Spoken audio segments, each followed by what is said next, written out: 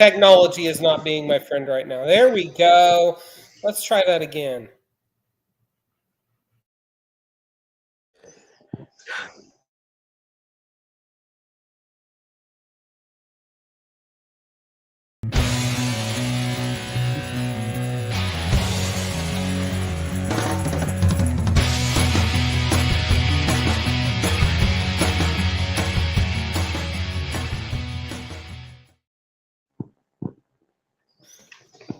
Hello, Internet. Welcome to episode number 318 of the Comic Watchers Show. He's Chad, and I'm Matt. And this is our show where we talk about comics.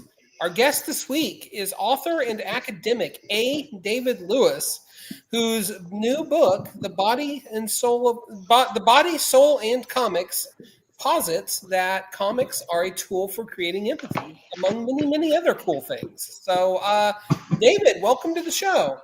Thank you so much for having me, and I love the lead-in. I love the music, just grabbing you at the beginning, and I was checking out all the different covers that I recognized. It's so great to be here.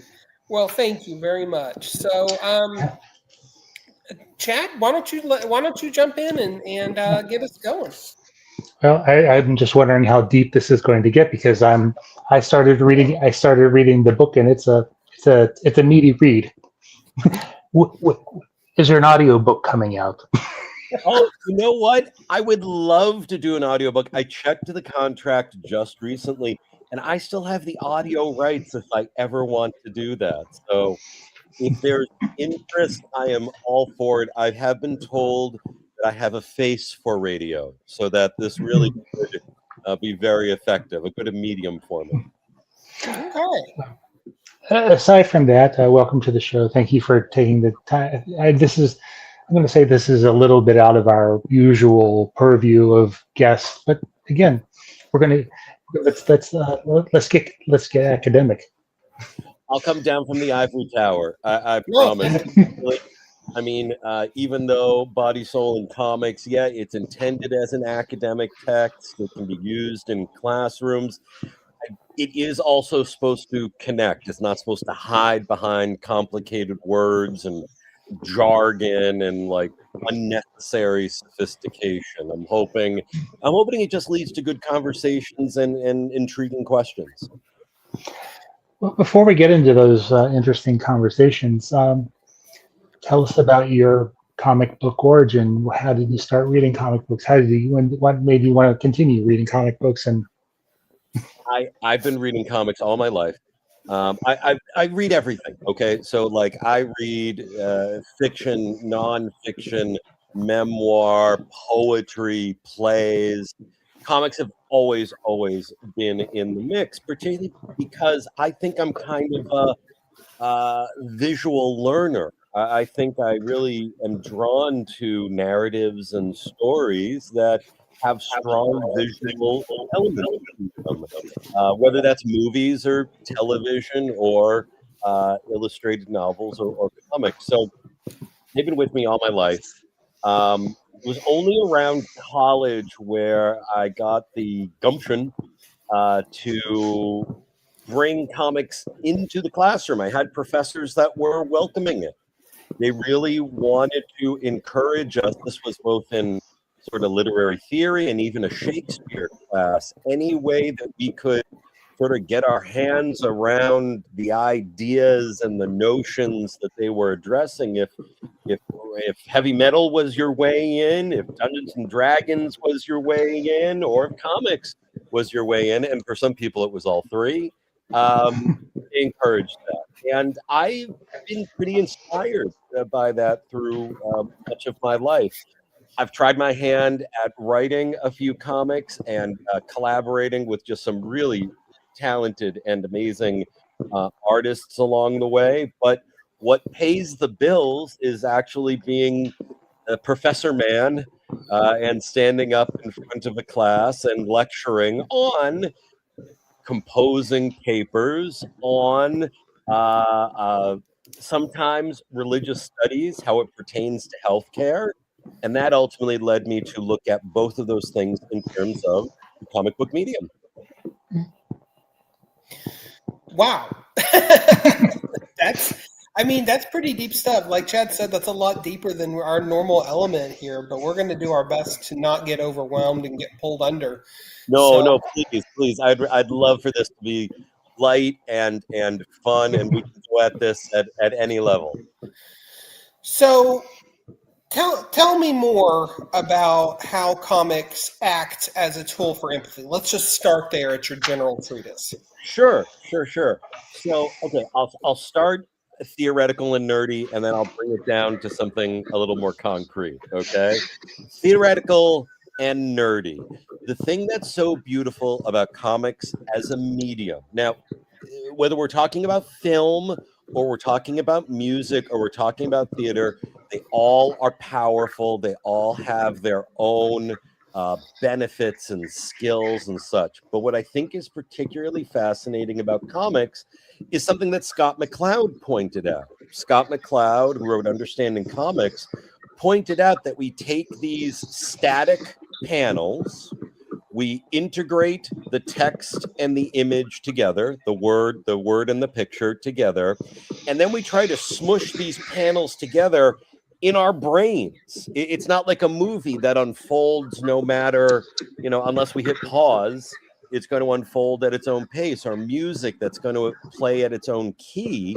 With comics, the reader has to animate things, and the reader has to hear the characters' voices, and the character has to move them from one shot or location to the other. Now, in doing that, in sucking that all into our brain and making the panels sort of flitter together, we also have to sort of embody them in a way. Imagine how we would move through Avengers Mansion. Imagine how we would move through the Hall of Justice. Imagine what an arm cocked back and then thrown forward by the Thing.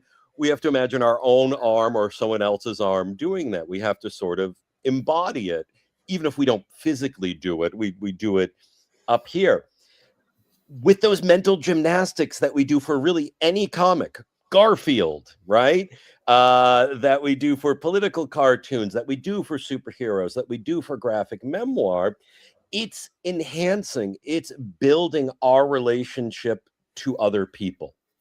It's making any person or character that we observe not so alien from ourselves. And here's where I'll bring it back to, not back to Earth, I'll bring it back to Titan, because I realized that my first introduction to this, right, was the Death of Captain Marvel. Death of Captain Marvel, graphic novel written by Jim Starlin around 1980, Marvel's first graphic novel, right? But it took the idea of cancer that people may have experienced themselves or with family members or with loved ones, blew it up big, gave it to a superhero, right? And then presented this emotional scene and tableau and vignette about how would you approach this? How would you, even if you were a godlike superhero with incredible galactic consciousness. So what was it Captain Marvel had? He had cosmic awareness. Awareness. Thank you. Yeah, that's it.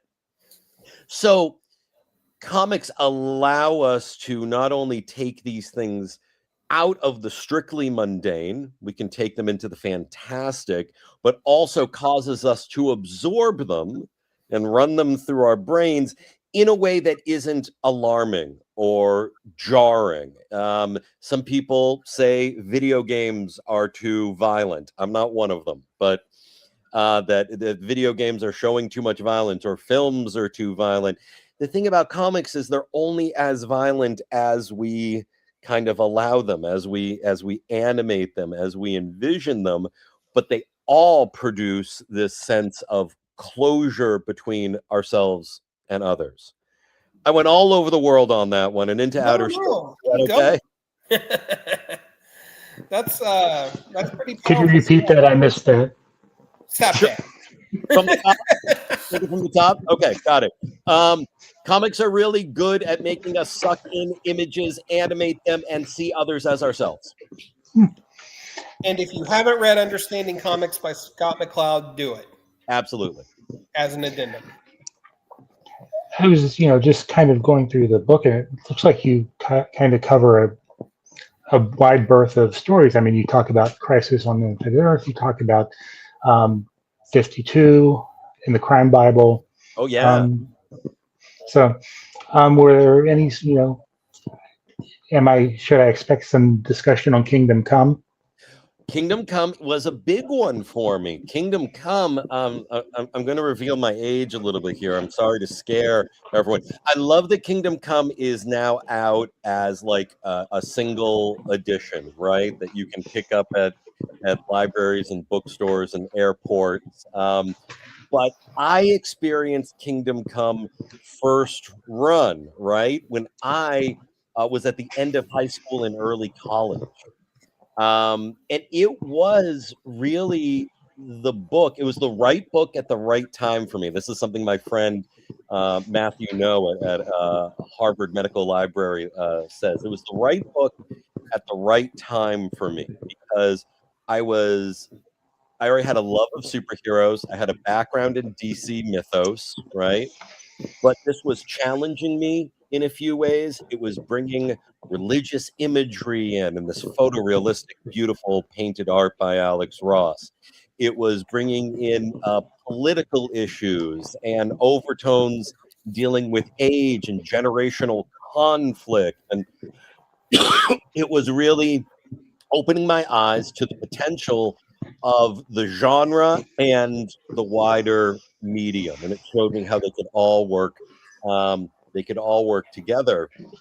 And ultimately, it served as a really kind of cool skeleton key into. It was almost like if I read Kingdom Come, right, and understood the references to Bat-Mite, or understood the references to the Marvel family, the Shazam Captain Marvel family, that was sort of acting in its own way like the religious terminology I was being introduced to much big words like soteriology and sacrament and things that I realized weren't scary, didn't have to alarm me that they were such weird words in my mouth because I didn't grow up with them in my ears, but they were operating in the same way that all of this lore and fandom worked as well. So it kind of created a really nice parallel and a soft landing for my further religious education there. I just want to say that you're not aging yourself because I was about the same age when it came out too. So okay, cool. Yeah. Only slightly younger, not anything significant. I don't want to alienate your audiences. I'm sure that there are a bunch of people from all sorts of generations that are into the Comics Watchers. So I didn't want them to go, oh, it's a bunch of old guys talking. Yikes. I mean, the same thing could be said for the absolute DC run right now and the imagery that's used there, or the Ultimates run, the new Ultimates run that's happening at Marvel right there. How it plays with mythos, it plays with lore and sort of reshuffles it in a way that allows writers to talk about contemporary issues. And one other thing, you should definitely check out the new audio recording of Kingdom Come. Very good. They did one in the 90s that Mark Waid It was bad. does not like it at all. And at the time, I thought it was fantastic because it was the only thing out there. Sure. They've really turned it into an impressive audio drama with incredible voice actors. I think I have the original one on a CD burned somewhere. There, I'm aging myself. I had it on cassette, where you actually. I had it on cassette tapes. Oof. Another, part in the book, and another one of my, I guess, comics that kind of deal with religion is Grant Morrison's Animal Man and the Coyote Gospel. Oh yeah. I mean, we could probably talk all night about that one. I could talk about that all day. And Animal Man and Grant Morrison's oeuvre, his whole their whole run of things, whether it's Final Crisis or it's The Invisibles. Grant Morrison does a bunch of incredible things. But what drew me to specifically that issue, Animal Man #5, The Coyote Gospel, is because it gave me the visual language to talk about a certain theologian. We don't talk about theologians that much. That's okay. But in this one case, I could talk about this guy named Mircea Eliade, who suggested that our everyday life, our flesh and bone and phones and books, isn't as real as the sacred space beyond everything, right? He called that sacred space, that divine space, the capital R real, okay? And that our reality is just sort of this lesser washed out version of things. Well, Coyote Gospel does the same thing.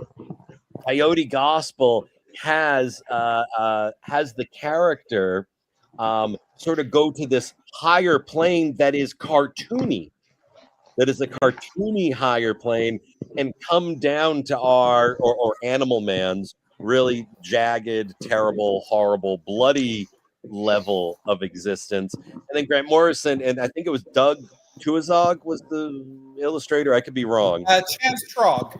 Thank you. Trog. Thank you. Thank you. I've always said Trog. I'm probably wrong, but you got much closer than I did. In the final panels, paints a paintbrush drawing Animal Man's reality, suggesting that it is artificial also. And I just loved playing. This was Eliade's idea that we may think everything is very real and very tangible, very measurable, very medical, very bodily, but in fact, there are still other levels we could get to, or we could understand things at. Comics is operating as this really impressive shorthand for just even, you don't have to believe it. You don't have to believe it at all. But just for understanding the concept, it's an incredible tool.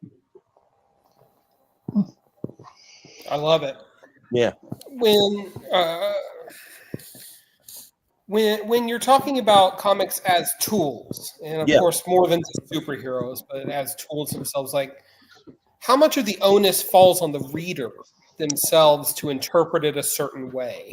Fantastic. That's a great question. And yeah, I'm including superheroes. I'm not discounting superheroes at all, but I do want to identify that comics are also sci-fi, graphic memoir, historical, journalistic, poetic, and all the like. I'm taking that all in as much as I have a love for superheroes.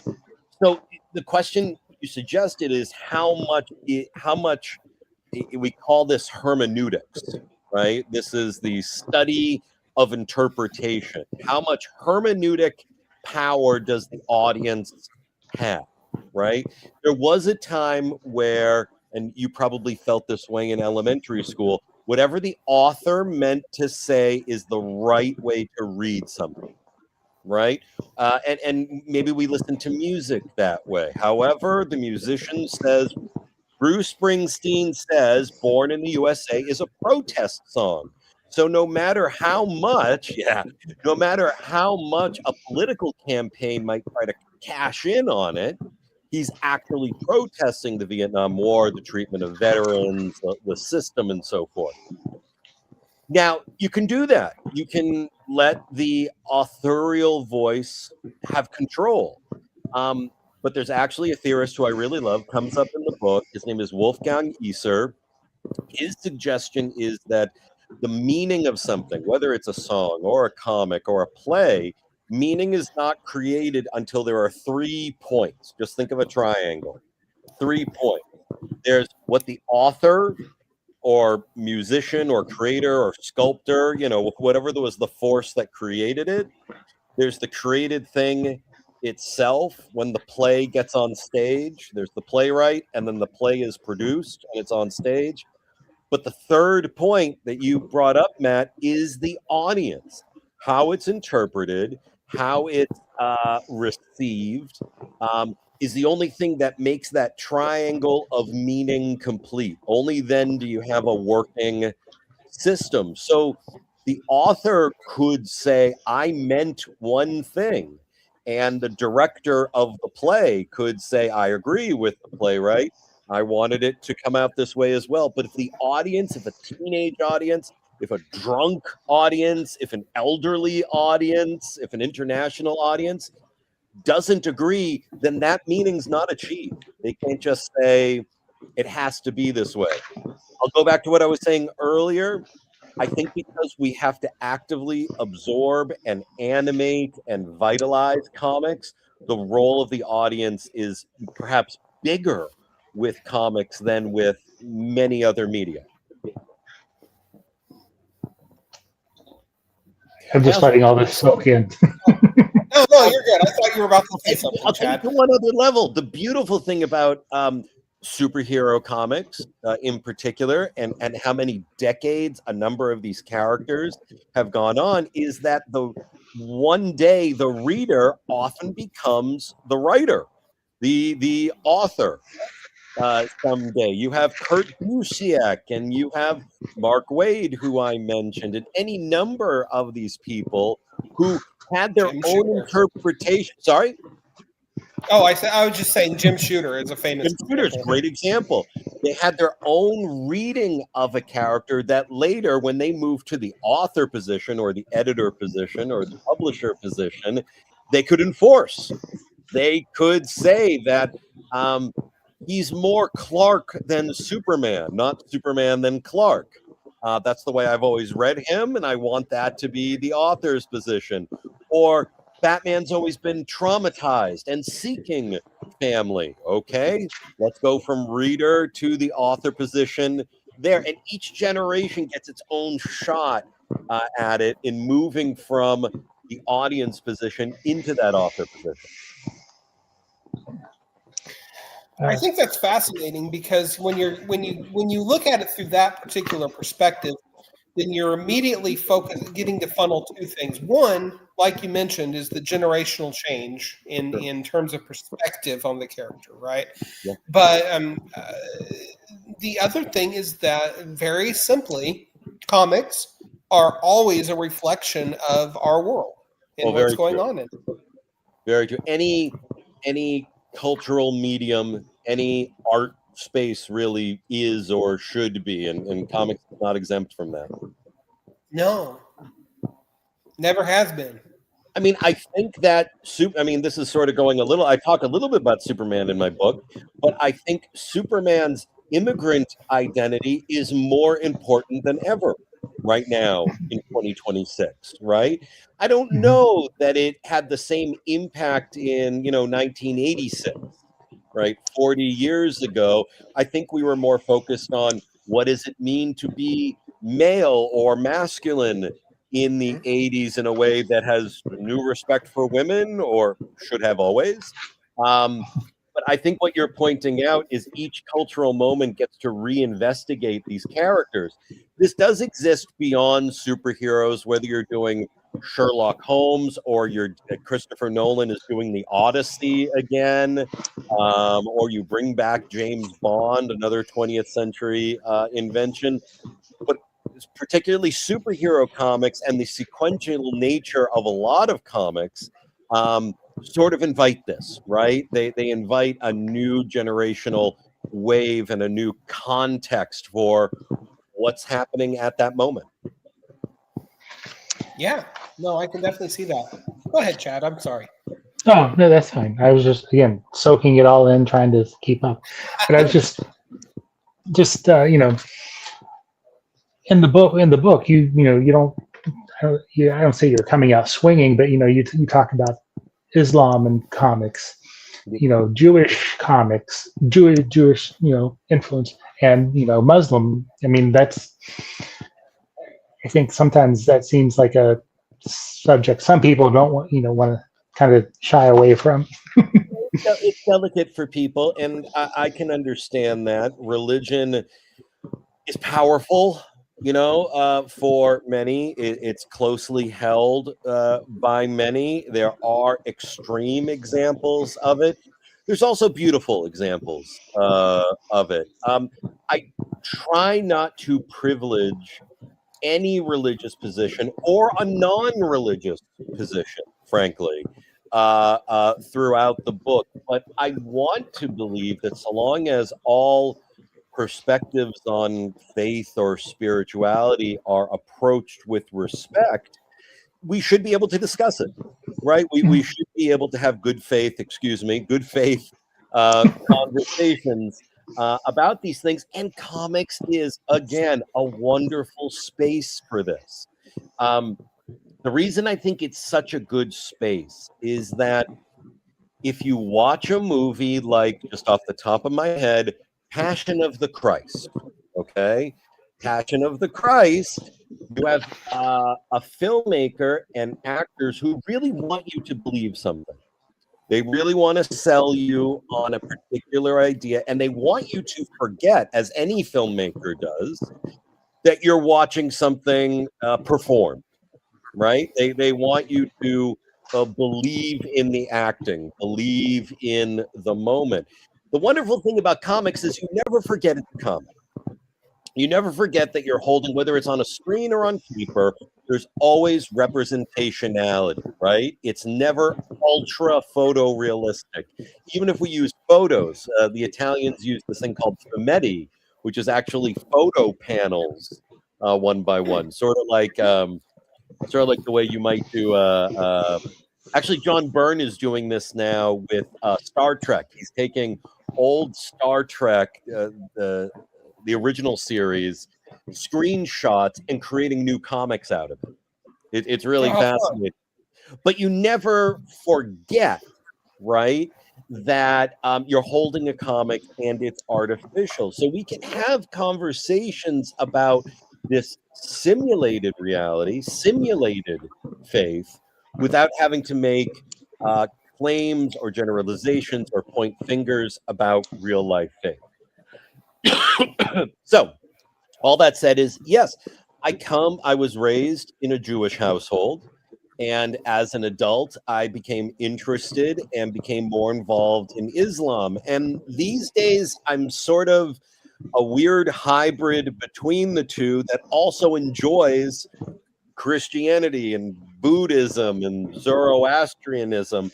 I'm sure there are any number of people, maybe those in your audience, that doesn't like blurring labels, that doesn't like something that isn't a very clean identifier. And I'm okay with that. I'm okay if people hold to particular definitions, particular dogma. I'm not saying that in any insulting way, in terms of how they understand the world. But what this has given me respect for, passion for, good humor with, is the idea that we're all humans having a human experience and trying to understand what lays maybe just outside our tangible perception.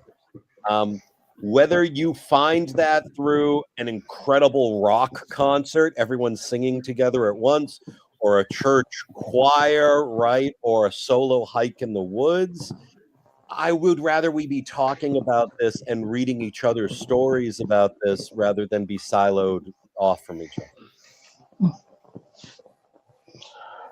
Now, you also, in the second half of the book, talk about building towards a graphic medicine. Kind of explain what you mean by that and kind of what you mean by building towards. I discovered graphic medicine only over the last decade plus. It's become very popular in the 21st century. The term graphic medicine was coined by Dr. Ian Williams, who I've gotten to know personally. Is an excellent guy, both a comic creator and a medical clinician, a physician in England. And basically, the loose definition is the idea that anytime comics and healthcare or medicine intersect, you can call that graphic medicine. that can go a lot of ways, right? It could just be stories about an illness. Death of Captain Marvel works. Or it can be a real life story, like Brian Fee's mom's cancer. He wrote all about his mother's cancer experience. It can be about mental health. It can be about a particular disease. It can be about sexuality. It can be about aging.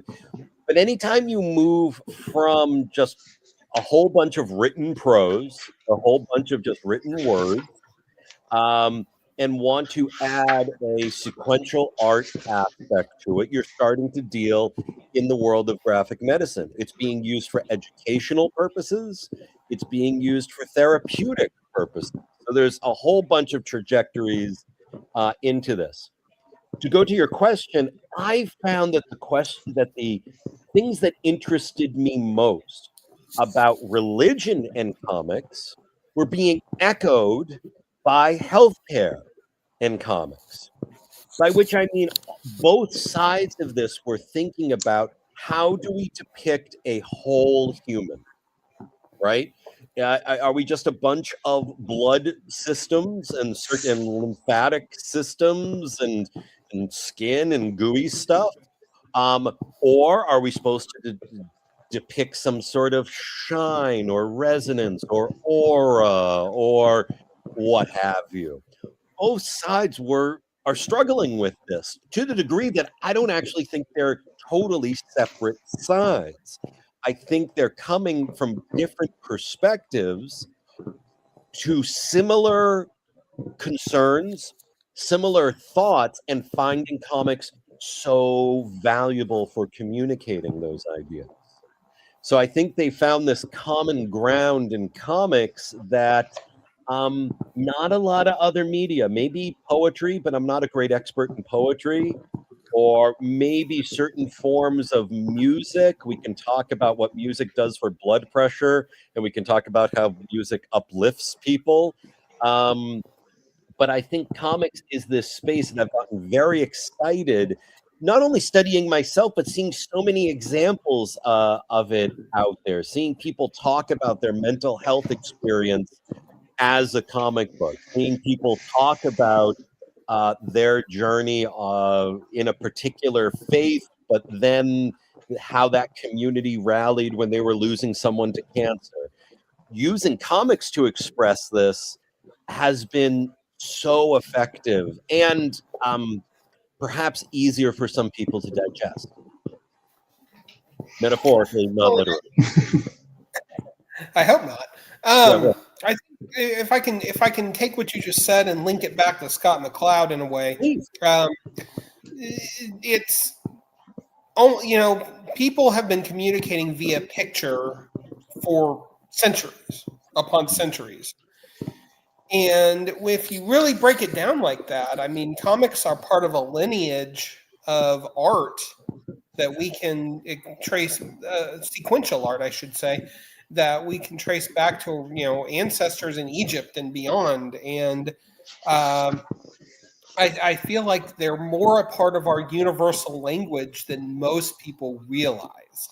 Yes, I agree. And we had for centuries, first of all, for centuries, religion and medicine were being studied sort of together and by the same people, by, highly educated clergy, right? And highly educated, hello, Kat, and highly educated scholars. But also, even since the Enlightenment, even since we've moved sort of pushing science and faith a little bit apart, and maybe for good reason, we still use things like Grey's Anatomy, not the TV show, the book, like medical illustrations, right? And cadaver studies to effectively train the next generation of healers, right? So I think you're exactly right that we're almost rediscovering us in the West, particularly us in the United States or in global North, are sort of rediscovering something that has incredibly ancient roots. And it's not only that, but I mean those roots and root systems link us across cultures, across religions. Very true. across race and gender and creed, and I just love the universality of sequential art in that Yeah, regard. we're all And doing this human thing, and yeah, there are differences. I mean, I'm not trying to disparage or take away things that feel special to people. They should feel special, but the differences are so fine compared to the linkages, compared to the things that could unite us. And I think in the figurative DNA of comics, comics are about linkages. Comics are about sequence and moving from one to the next and then creating an overall impression of a page or a story. So I think there's something inscribed in that that makes them at least terribly exciting and soothing to me. So part of this book is, kind of a personal memoir. How was it kind of going back and making those connections as you were putting the book together? That's a good question, and I'm just telling my dog not to come up over here. Stay. So the personal element, yeah. So I see. Okay. I'm also, excuse me, gentlemen, fatherhood calls, and I just want to tell my eldest child that I will tend to them in just a minute. Excuse me for interrupting this. There we go. Okay. Sorry to pick it back up. We're live, so what are you going to do? This is nice. I'm going to say this is a good, right? Because life interferes, right? Life is for the living. And yeah, I was never writing or studying or enjoying this stuff in a vacuum. Okay. Like I was reading these comics, I was giving these lectures, I was teaching these classes. While life was unfolding, there was a pandemic unfolding. I was going through a divorce. My children were growing. My family members were getting old. So it seemed really disingenuous, excuse me, to scrub all of that from the writing, to pretend that I'm this third person, omniscient, unknowable voice. And pretend that what's being written here is coming from just ancient wisdom that you cannot question. So I had to kind of get over myself and allow myself to be seen a little bit. I was reassured by readers along the way and editors along the way, and hopefully reviewers as people read the book, that doesn't dominate the book. It's not learn about me, but it actually lets people apply it to their own lives, perhaps a little more. Takes it out of the theoretical realm and into more of a lived realm, and then invites readers, people who don't have the platform that I have and the privilege that I have, encourages them to speak out, speak up, and deliver their own experiences. So that was my concern. That was my hesitation. I wanted to run away and hide and just be the voice of Oz from behind the curtain. But ultimately, I was convinced that letting a little bit of personality show through actually was more consistent with what I was trying to do. well, and I think it makes it, it's already a dense read. All right. Yeah. I think putting a little bit of yourself in the narrative like that makes it a lot more accessible and personable anyway. Yeah, hopefully so. Hopefully it also lets.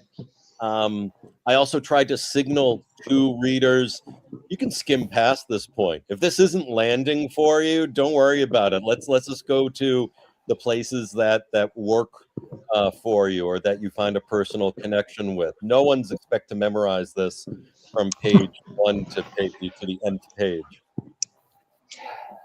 Did you learn anything new about yourself as you were writing this? Yeah. Oh, Chad, thank you for that question. Yes, I learned a few things. The one that's leaping to mind first is, when you put together a book like this, you generally do the index and the dedication and acknowledgments last, right? And you get to take this big step back and say, what did I do here? There should have been a plan all along, but was it effectively rendered? And I realized that my concern for both loved ones and family members in the LGBTQIA community was not said loudly enough. It really takes such a position in my life now. I think I comment more on pluralism, on I respect all faiths, and I comment more on class and education, how we, shouldn't judge someone by the number of letters after their name, and sexism. So I'm trying to break down a number of things that are meaningful to me. And the thing I didn't say loudly enough that I didn't want it to be performative in the dedication. I almost wanted to acknowledge that going forward, this has to be closer to the forefront, because if there's an intersection point between religion and medicine, I think the LGBTQIA community is living right in it, is experiencing it in a daily and immediate way that maybe other groups can put aside or can ignore or can escape from when they want to. So that's what I learned. I learned that my compass heading is good, but my map is not fully constructed yet. I like that. Yeah, I was gonna say that's actually pretty deep. Thanks. But I mean, having a level of self-awareness makes you a more holistic person, right? In my opinion, and Sure. that's an inherently good thing. So I keep think on those- keeping on is my bottom line there. Oh, I love that. And I mean, I think writing and publishing books, particularly academia, might seem to go against that. It's like, here, learn this. Here's important stuff I know. Go absorb this. But I'm hoping I got an early review on the book from Publishers Weekly. And it was only a lukewarm review. That's okay. I'm open to all different responses. The closing line to it was, I think Lewis leaves audiences with more questions than answers. Okay. And I think they mean that as a criticism. I think they mean I was supposed to impart more answers here, wise old guy telling you things. But I actually write these books and produce it so that people can voice their questions, can find the language for their questions, or the space for their questions, or the allies for their questions. So I actually took it as sort of a backwards compliment. Ooh, good! I'm making people question things. I like that. That's much more my style than read my book and learn. Yeah, I think I agree with you. It's when something makes me kind of want to expand my world or start questioning, then it's done its job and more. And often it's fiction. Often it's novels or sci-fi or fantasy or romance that accomplishes that. I think that academia too often takes this authoritarian position. You will agree with what I say. But I think there are a lot of scholars like me that really aren't feeling that way. We're really just feeling we want to contribute to a conversation and keep it going, keep it unfolding. So maybe I've accomplished that here. I'll find out. I'll find out as I read the Amazon reviews or the book list reviews if people were left with useful questions that they enjoyed pondering, rather than a question like, "What the hell was that all about?" Any feedback from your peers? Like other. It's been very positive. I mean, I have a lot of supportive people in my life, but I think for the most part, they're pleased that I saw a thing recently on TikTok about how people who identify as polymaths, that is, people who are interested in a lot of fields at once, right? Someone who's interested in art and mathematics and grunge rock, polymaths sometimes have a very difficult time of expressing how they see these things fitting together. They just look scattered. They just look like they're chasing the next shiny thing, when actually they're sort of forming something in their head that doesn't have a shape yet. And the best feedback I've gotten from my peers is, "Oh, this is what you've been doing? This is what you've been trying to circle for the last 15 years? This is why you jumped from literary studies to literature and comics to religion and comics to healthcare and graphic and sequential art and graphic medicine." And it's not meant to be apologetic or defensive in any way, but I may have finally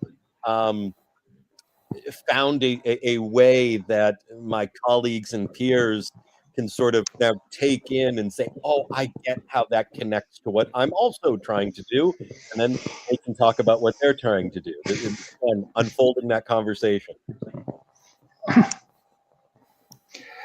Now, in your, as you were putting this together, did you find that there were certain creators that were better at, expressing these ideas than, because I know, I mean, I got a lot out of Jeff Lemire's Underwater Welder. I mean, that to this day, it's one of my favorite graphic novels.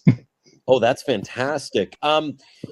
Yeah, I do find that a lot. I'm thinking specifically of the examples that I included in the book. I know that G. Willow Wilson does a terrific job, whether she's doing Ms. Marvel or Wonder Woman, sort of instilling the human and the tangible, right? Also with a sense of wonder and the divine, without alienating anyone, actually considering breaking down alienation. Grant Morrison, we already mentioned, finds any number of ways to weave these things in truly impressive ways. One that just springs to mind, just moving outside of superhero comics for a moment, Pornsak Pinshat, who wrote Infidel. He used to be an editor, and now, I mean, he still might edit a number of things, but we know him primarily as a writer now. His work on Infidel, which I got to read an early script was such a beautiful use of horror, right? Use of the supernatural and horror to explore the human condition, and healthcare, and bias and persecution, and othering people, and healing. So I want to give him definitely a shout out there. I think the place that I'm most drawn to these days academically, I'm reading all sorts of things for my own pleasure, particularly Dungeon Crawler Carl. I don't know. Have you heard of Dungeon Crawler Carl? I'm listening to I'm on audiobook 3. This is doing something that I'm fascinated with, and I don't know what final shape it's going to take, but I love it. But the place that I'm finding actually the most academic interplay is with graphic memoir. More and more people's stories that wouldn't have 10 years ago, 20 years ago, been not only put in comic book form, but then published nationally, internationally. It's really yielding the biggest dividends to me. Recently, I read, any number of stories about mental health crises, whether that's bipolar disorder and how that engages in someone's life. There's Rachel Lindsay's RX. There's Ellen Forney's Marbles, Depression, Hyperbole and a Half by Ali Bosch.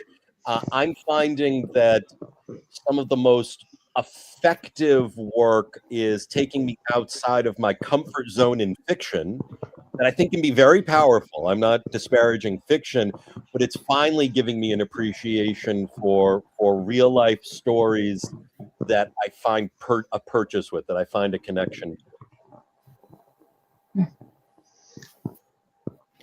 So, once you're done with this book, where do you go from here? Is there, more? Good question. Is there a sequel? Is there a sequel? Well, so like the academic stuff, yeah, I have articles and stuff coming out over the next year or two.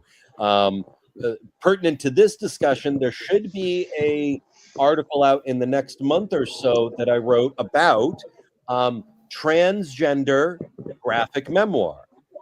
Transgender individuals who are writing about their own stories, writing about their own life experiences. But what's fascinating about them to me is that they have to really give particular thought into how they want to be depicted, how they want to be represented, right? Do they present in a very feminine form? Do they present in a masculine form? Does their presentation change over time? What I find so remarkable about the choices that are made here is I think that cisgender people whose sex, birth sex, and their gender identity align, I think we're making these choices too, but on a much less conscious level, right? I think that when we think about how am I going to draw young me versus old me, single guy me versus dad me, is my avatar, can I keep it light brown or do I have to move it to gray? Now. I think what transgender graphic memoir is doing is really expanding the whole field of graphic memoir and giving us, more versatility that always was there, but might not have been brought to the forefront. So that's the academic stuff that I'm doing. Creatively, I'm trying to make that decision right now. I am thinking about doing another volume of the book I did in 2018, Kismet, Man of Fate. This was the first Muslim superhero from 1944 that I yanked out of the public domain and brought into Boston around the U.S. presidential election in 2016. That was fun. That was fun, yeah. I might do a what could you possibly have to talk about then? I'd love to talk about that. I could talk about that all day. Then I'll take off my nerd hat and put on my true Bostonian fan hat. I've been thinking about that. I've been thinking about doing more adaptation work, whether that's I have an image in my head of how Shakespeare's Julius Caesar would be as a comic. There have been many comic adaptations of Julius Caesar, but none that took place in 1599. Like actually stage the play on opening night and talk about what's going on backstage. So you could talk about the political moment in London at that moment and in Rome and for what readers are doing. So I got any number of ideas percolating, but it's really, it's what publishers are looking for, what artists are interested in collaborating in, what my family can work-life balance properly. But yeah, I'm excited. I think there's some good stuff coming up. Awesome. I love to hear that. I'm sorry, Chad, go ahead. Yeah, I was just going to ask if we should expect to see this in the Eisner noms next year. I would love that. I would love that. So I'm going to, sorry. So my first book, this one with the bad title, I wanted it to be called The Superhero Afterlife, and the publisher said we had to flip it. The main title is American Comics, Literary Theory, and Religion, The Superhero Afterlife.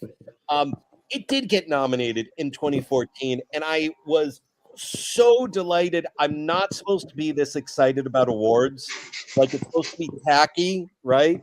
It's supposed to be like you're beyond such things. but it's such an honor.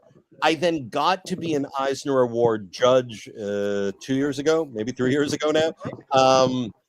I would love the chance. It would be beautiful to have this recognized and given that honor. I would love to go back out to San Diego to the Eisners. But I will say this one caveat, right? I will say that the Eisners do an excellent job of raising voices that to which attention should be paid, right? So if in the coming year scholarship comes out about some really heady and important and hot button issues, I'm not going to cry. I'm not going to be offended that I didn't get to get a fancy honor. I do like them, and I really hope they consider it. I strongly suspect you've got a good case for it. We'll see how the field shapes up. If I don't get the honor, if I don't get nominated, I'm fascinated to learn about the new works that did. Yeah.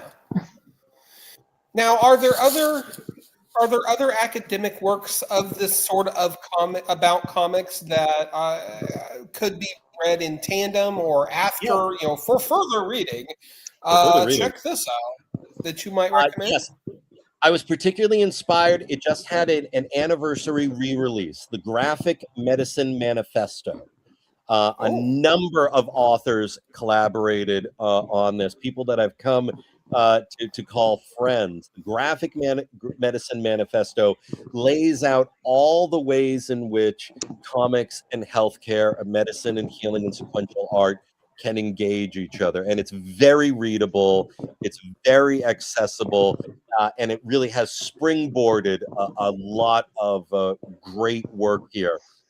If it's not too much of if it's not too ugly of me, I'll mention one other book that I was involved with. And this was several years ago, but this is Graven Images, Religion in Comic Books and Graphic Novels. It is a collection, it's an anthology of a whole bunch of scholars and creators. B. Willow Wilson is in there, Pornsack's in there as well. All of us talking from many different faith positions about what comics can do, about what comics can accomplish in terms of religion. So without those two books, Graven Images and the Graphic Medicine Manifesto, you wouldn't have Body, Soul, and Comics.